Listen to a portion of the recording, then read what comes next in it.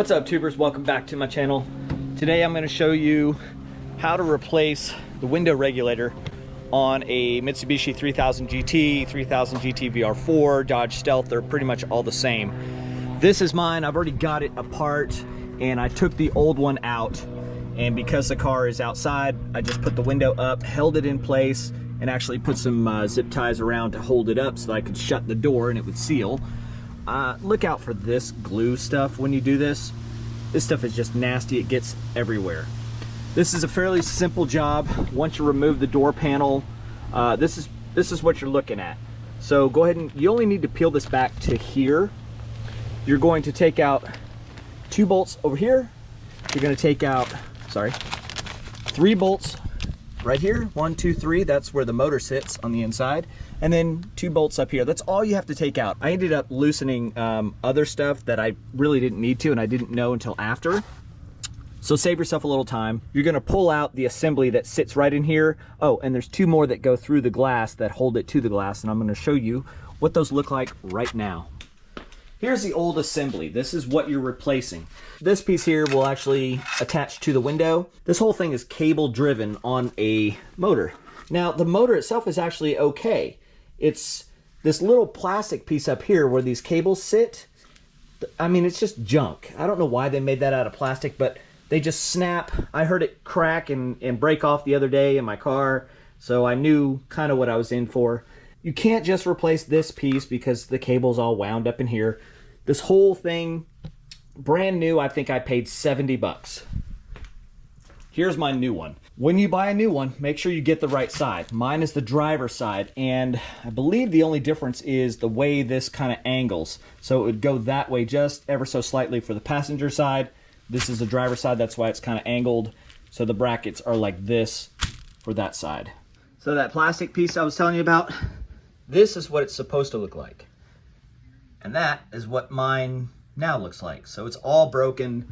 I found these pieces laying down in the door, and I mean, if I put this all together, it's not even like all of the pieces, I don't think. When you remove your door panel, these are the only bolts you're really gonna have, so there's not a ton. Here's the track that the window is actually going to ride up and down in. You can see there's 2 holes that will go through the glass. Okay, so 2 things I've done so far.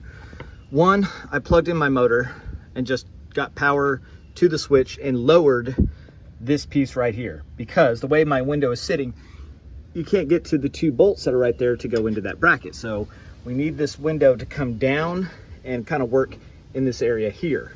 The second thing I did was I cut this piece of plastic because it's blowing all over the place and this glue is getting everywhere, and I don't like that.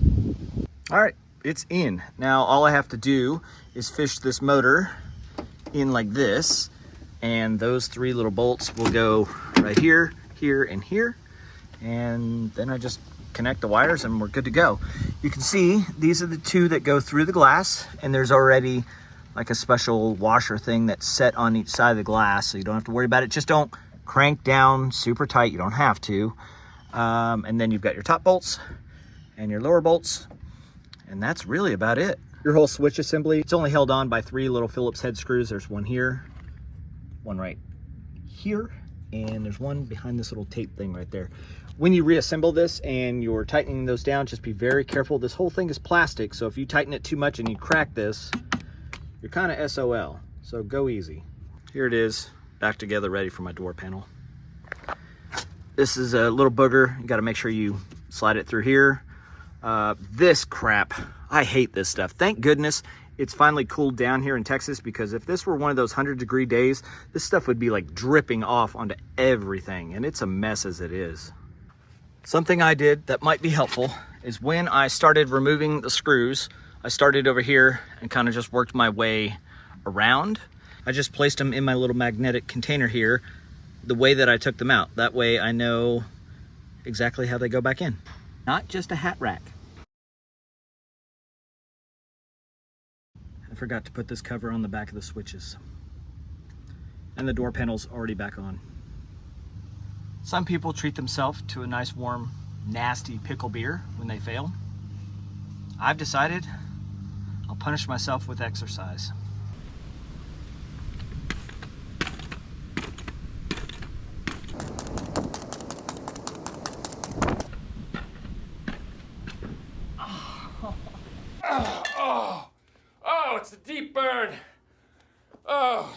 deep.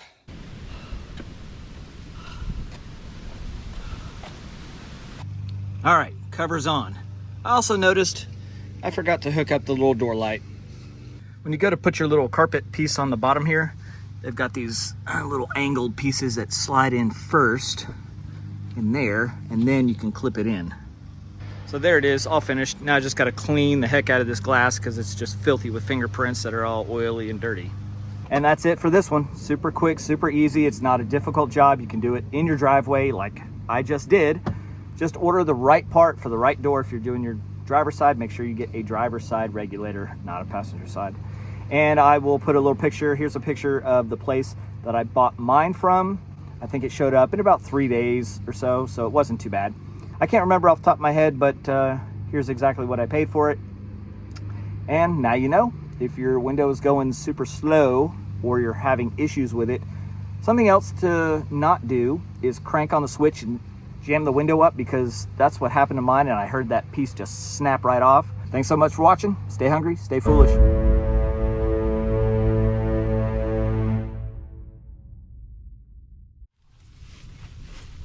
Oh, God, glue gets everywhere.